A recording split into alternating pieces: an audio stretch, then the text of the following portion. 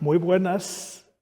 Seguimos en la Real Academia Nacional de Medicina de España con el ciclo La humanización de la sanidad a través de la historia, dedicado al barroco.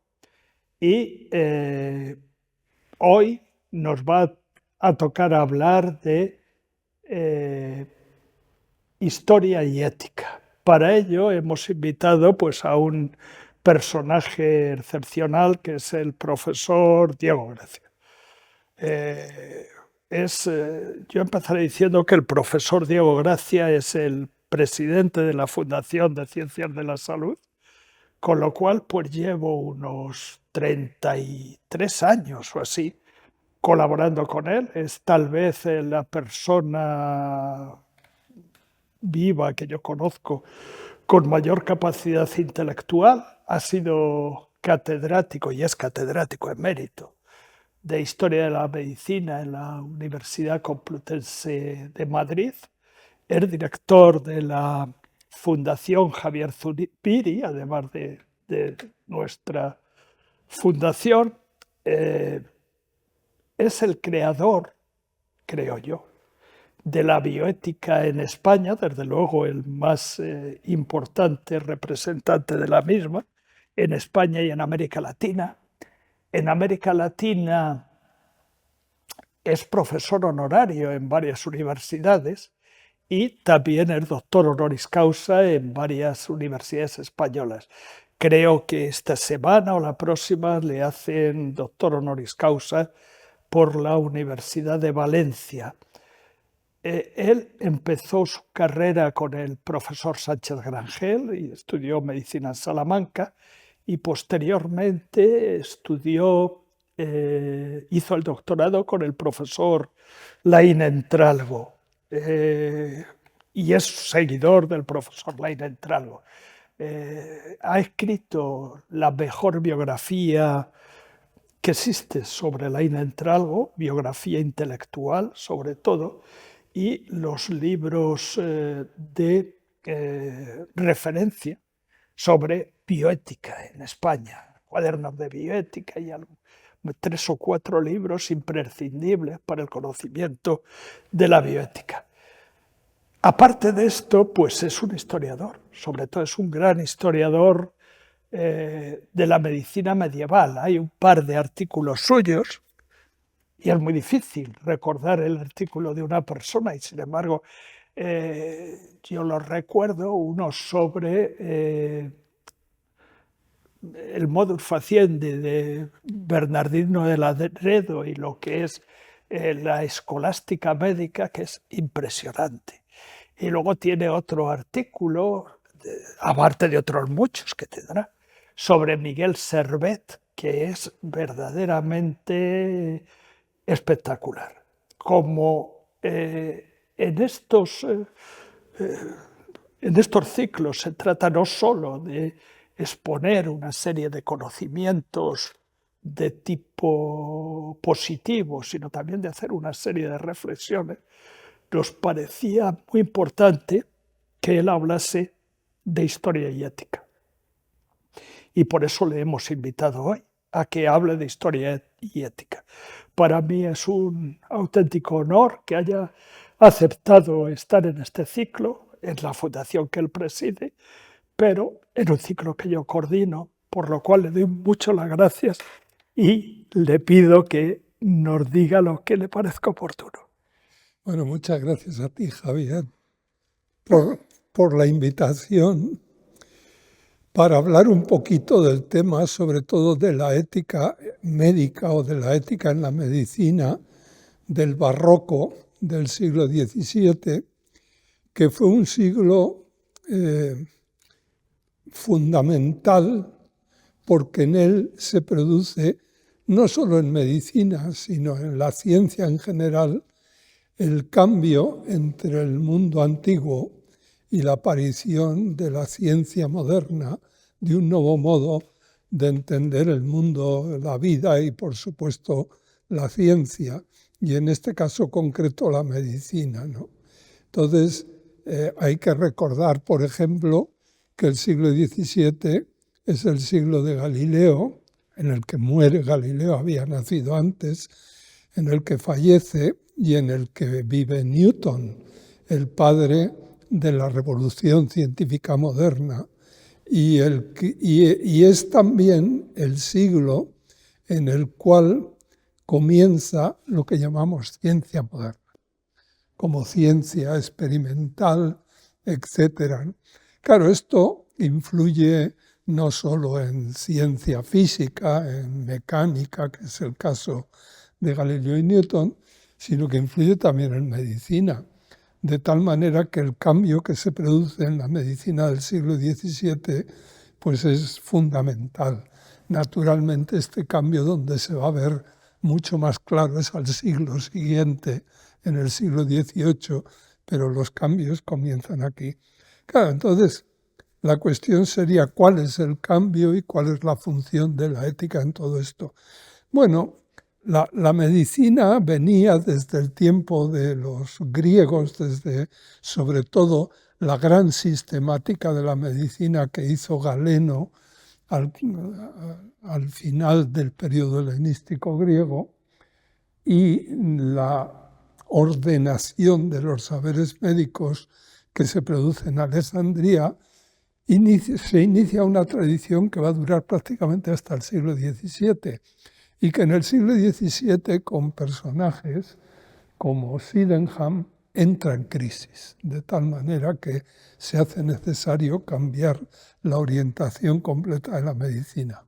Por ejemplo, si uno lee los textos de Galeno o las recopilaciones y ordenaciones de la medicina galénica que se hacen en la Edad Media, la medicina se entiende siempre como, hay una definición, yo la he dado muchas veces, es una disposición contranatural del cuerpo, la enfermedad. Es una disposición preternatural o contranatural del cuerpo por obra de la cual padecen las funciones vitales. Es decir, es algo no natural. El griego es un sujeto, y como consecuencia de él toda la Edad Media, es un sujeto que está alucinado con la idea de naturaleza. La naturaleza es ordenada, la naturaleza es bella, la naturaleza es perfecta. Si uno va por el campo y ve un árbol, un manzano, y ve una manzana pues, que está madura, pues verá que es bella, tiene un color que es agradable. Si la muerde, pues es dulce. En fin, tiene las propiedades que los griegos atribuían a las cosas naturales, y es que son verdaderas, buenas y bellas. Claro, si das la vuelta a la manzana y resulta que hay un agujero y hay un gusano, inmediatamente desaparecen todas esas cualidades. Es decir, que esa es la idea de enfermedad que tenían los griegos y que tenían los medievales. Y es que es algo contranatural. Lo natural es la salud. Y la enfermedad es algo que atenta contra esa armonía y ese orden de los cuerpos, que es el orden sano, hasta tal punto que en muchos casos acaba con la vida del asunto, de la manzana o del ser humano o del animal, ¿no?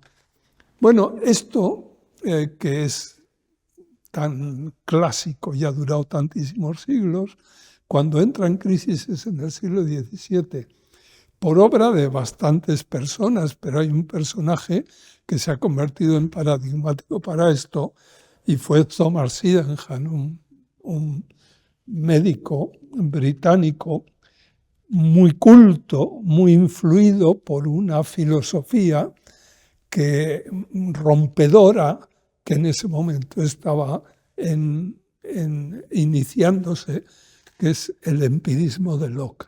Entonces, en vez de tanta teoría, vamos a ir a las cosas.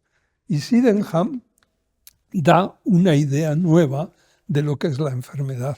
A mediados del siglo XVII, en 1666, escribe una gran obra que es el comienzo, en buena medida, de la medicina moderna, ¿no?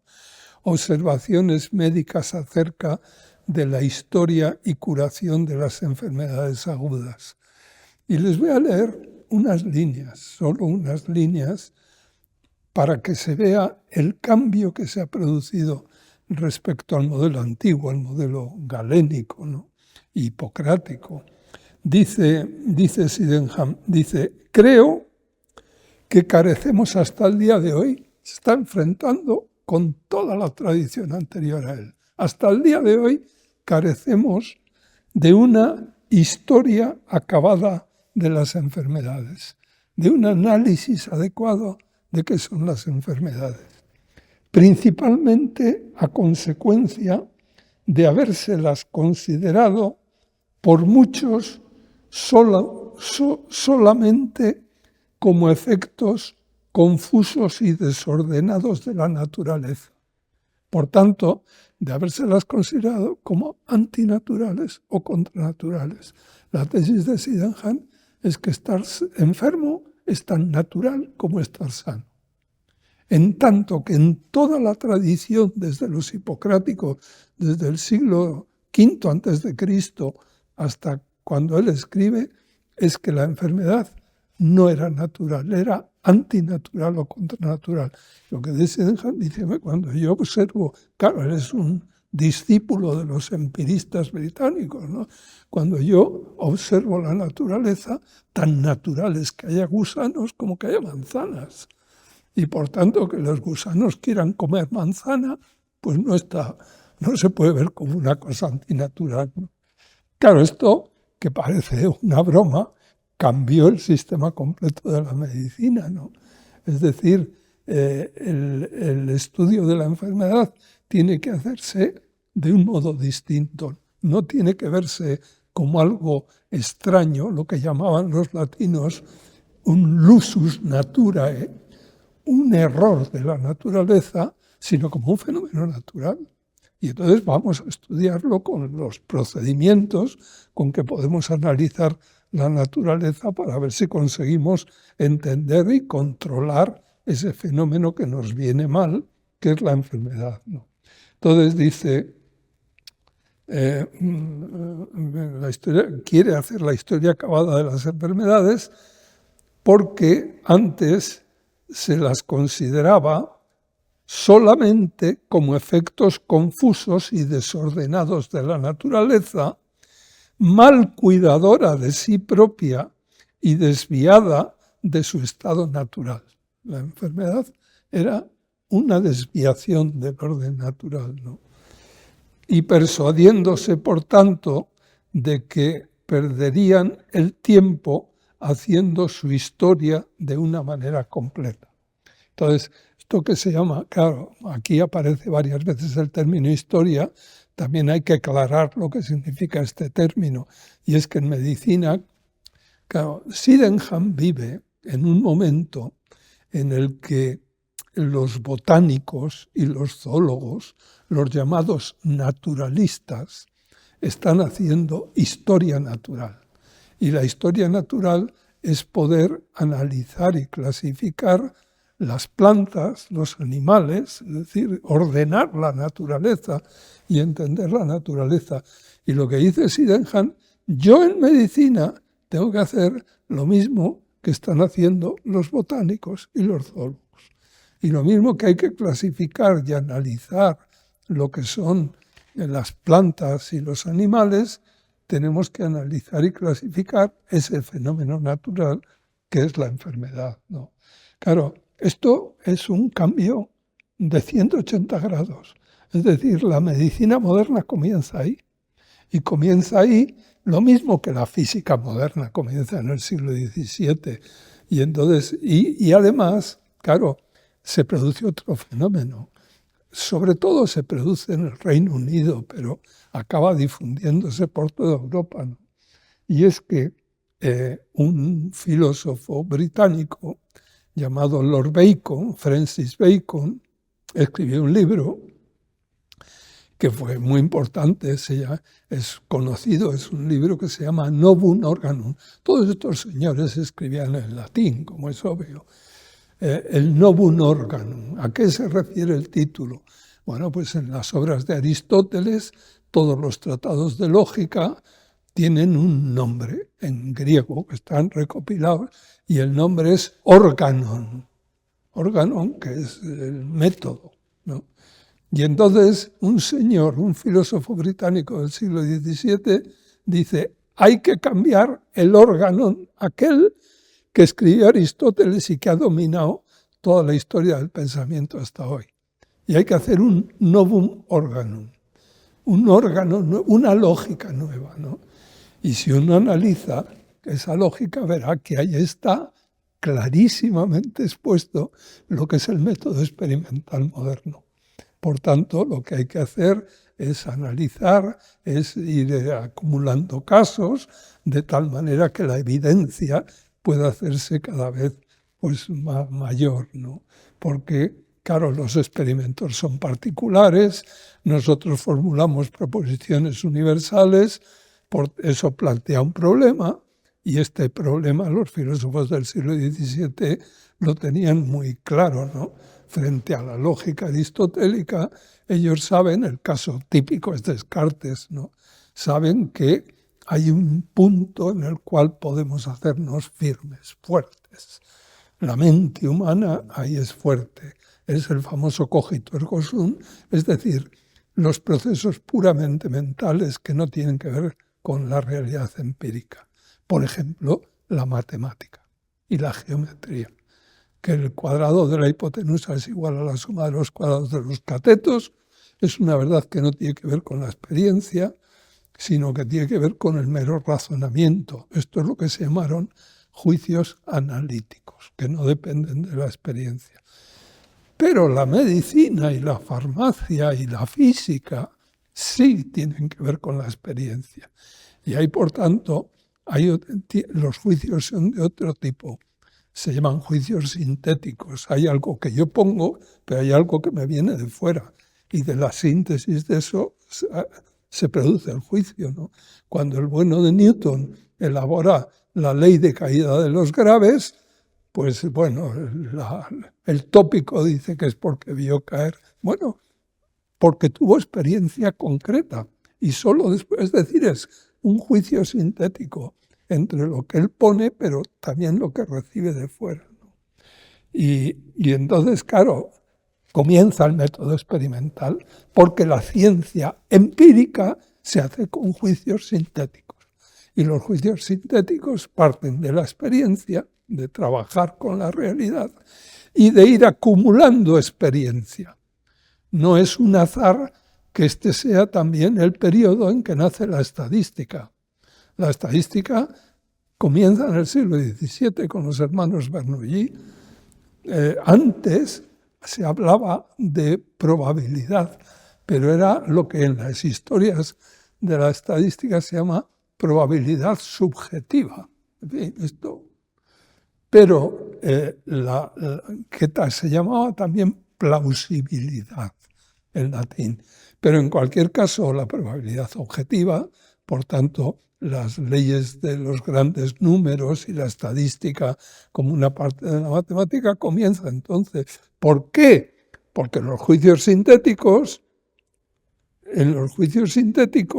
cuando yo lo formulo de modo universal, cuando digo la penicilina cura la sífilis, por ejemplo, estoy haciendo una proposición universal.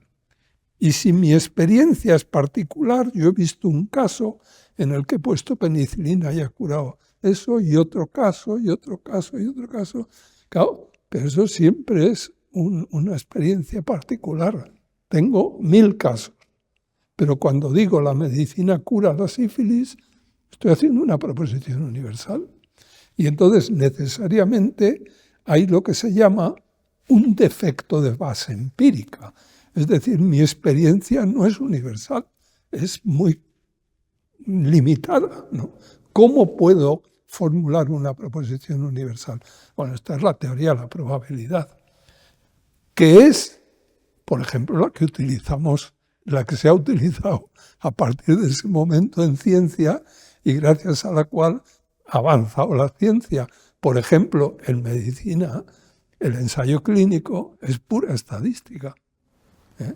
Y lo que intentamos es, con un índice de error muy pequeño, conseguir que con una experiencia limitadísima podamos hacer una proposición universal en un ensayo clínico que ¿cuántos se utilizan? Pues varios miles de pacientes y ya está bien, pero la formulación que hacemos no es esto cura a varios miles de pacientes, sino que cura en general.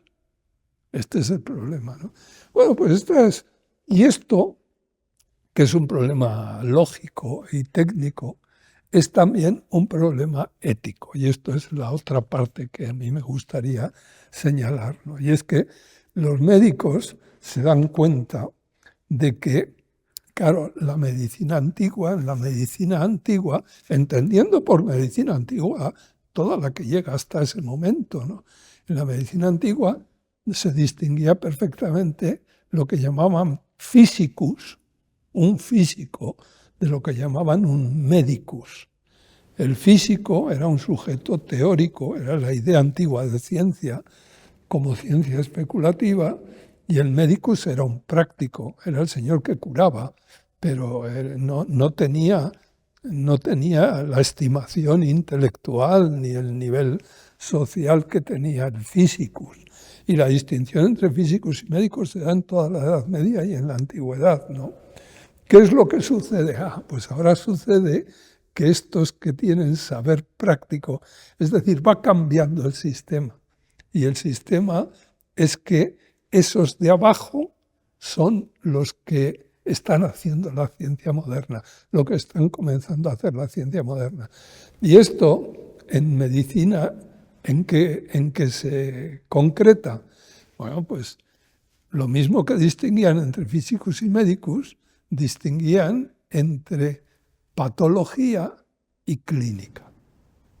Clínica es lo que se hacía con el enfermo en la cama del paciente, tanto que el patólogo era el sujeto que tenía una ciencia abstracta y que la exponía en tratados o en las universidades. Eran los grandes profesores de las universidades, ¿no?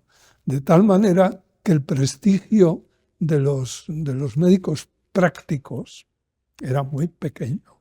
Eran artesanos, en tanto que los señores que explicaban en las cátedras universitarias eran científicos en el sentido antiguo de la palabra ciencia, ¿no? Esto cambia. ¿Y qué supone eso en la medicina? Pues supone que la clínica, de ser una mera aplicación práctica devaluada, pasa a tener un papel fundamental. La medicina se hace clínica y la clínica gana prestigio. Y entonces, ¿de qué se va a ocupar la ética del 17, por ejemplo? Sobre todo la hicieron varios médicos de etnia judía, varios judíos.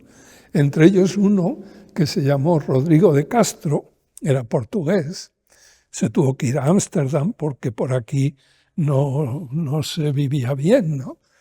Y escribió un libro, escribió varios libros, pero uno que se titula, y el título es muy curioso y se repite, luego hay otros autores que vuelven a escribir con el mismo título, Medicus Politicus. Claro, están escritos en latín como se escribía entonces prácticamente toda la medicina, ¿no? ¿Y el Medicus Politicus de qué trata? Claro, el médico es uno de los gobernantes de la vida de las personas. Hay esto es viejo, como 3 niveles de gobierno. Esto está en la literatura griega, ya está el gobierno del macrocosmos, del universo, y ahí el que manda es el Dios. Luego está el mesocosmos, el mundo intermedio, que es la república, el Estado, y ahí el que manda es el gobernante. Pero está el microcosmos o cuerpo humano, esta es una idea que viene del Irán, de la antigüedad, la idea de que el cuerpo es un microcosmos, es de algún modo coherente con todo el macrocosmos y lo sintetiza, ¿no? Bueno, el microcosmos es el cuerpo humano, ¿no? Y el gobernante del cuerpo humano es el médico. Y entonces el médico tiene una función política, digamos. Es decir, es un gobernante dentro del sistema de poderes de una sociedad bien ordenada, ¿no? Y Rodrigo de Castro escribió un libro que se titula Medicus Politicus, que es un tratado de ética. ¿Cómo debe comportarse el médico? Lo mismo que durante toda la tradición, en la Edad Media y en esta época, hay bastantes libros sobre cómo debe comportarse un monarca. Esto dio un género literario que se llama De Regimine Principum, cómo hay que educar al príncipe para que el príncipe sepa ser príncipe y gobernar a su pueblo. Bueno, pues aquí estamos en lo mismo, ¿no? Es decir, este gobernador del microcosmos tiene que tener también una formación especial y una ética especial, ¿no? Y esa ética, ¿cuál es?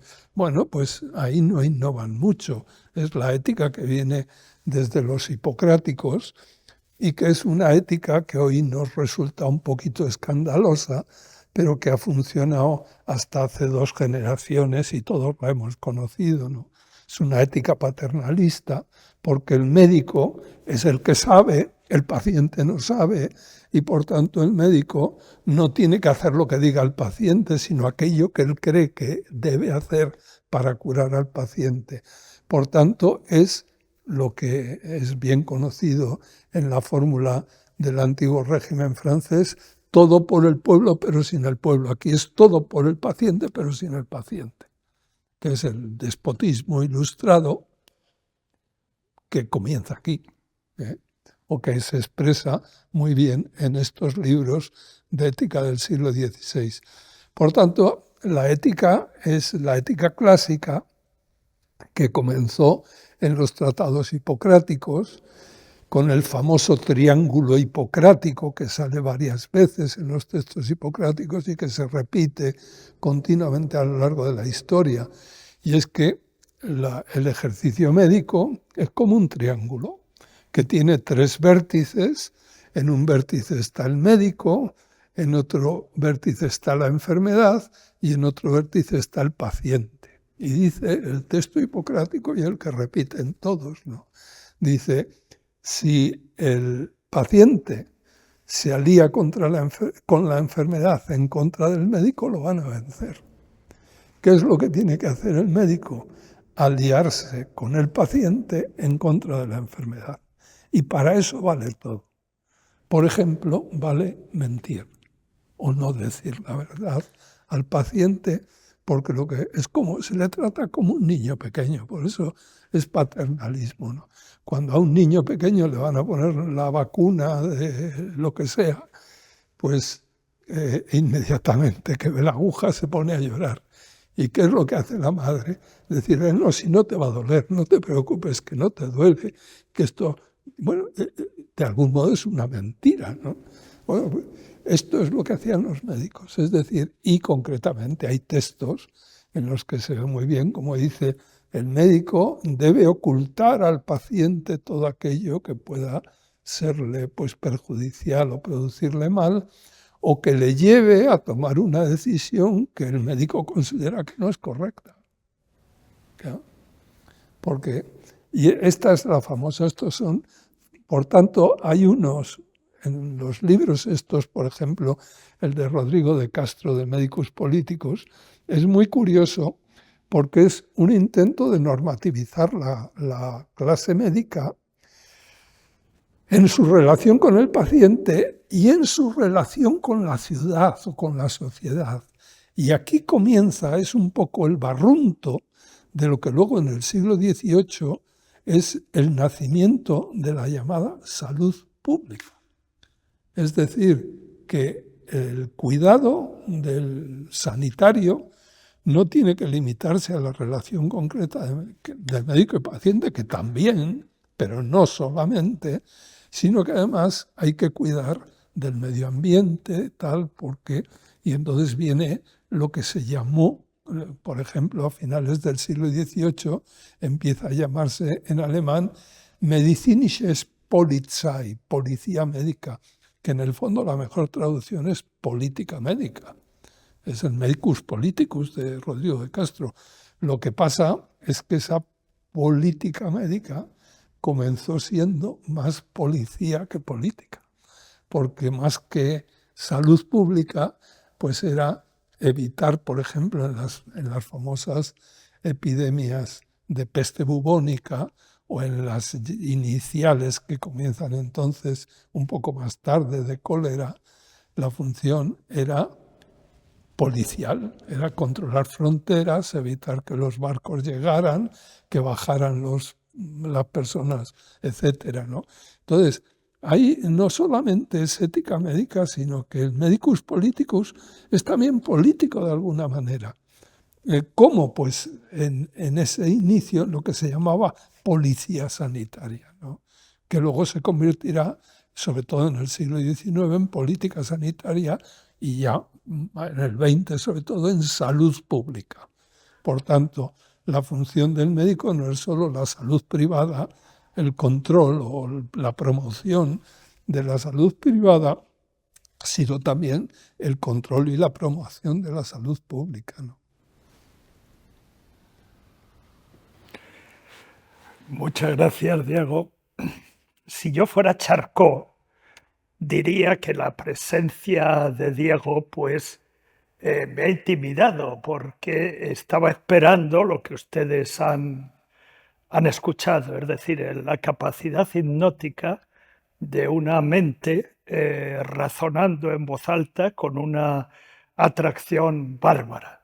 Eso me ha hecho que me olvidara de decir que seguimos en la Real Academia Nacional de Medicina de España, que donde seguimos es la casa del doctor Diego Gracia, que es académico de esta casa y de la Real Academia de Ciencias Morales y Políticas, y que estamos en el patio de esa academia, que es la antesala del salón de actos. Después de lo que nos ha explicado el doctor Gracia, podría decir también, que también se me ha olvidado, que entre las muchísimas distinciones que tiene, la única que me produce una envidia terrible es la de Andrés Laguna, cuyo medallón tenemos aquí a la derecha, porque me parece que es un médico humanista impresionante, además de médico escritor. Y después de esto, pues simplemente darle las gracias. Es un honor que hayas aceptado estar con nosotros y te lo agradezco muchísimo. No, el honor es mío y te lo agradezco a ti. Muchas gracias. Muchas gracias. Y espero que sigan con nosotros. Muchas gracias.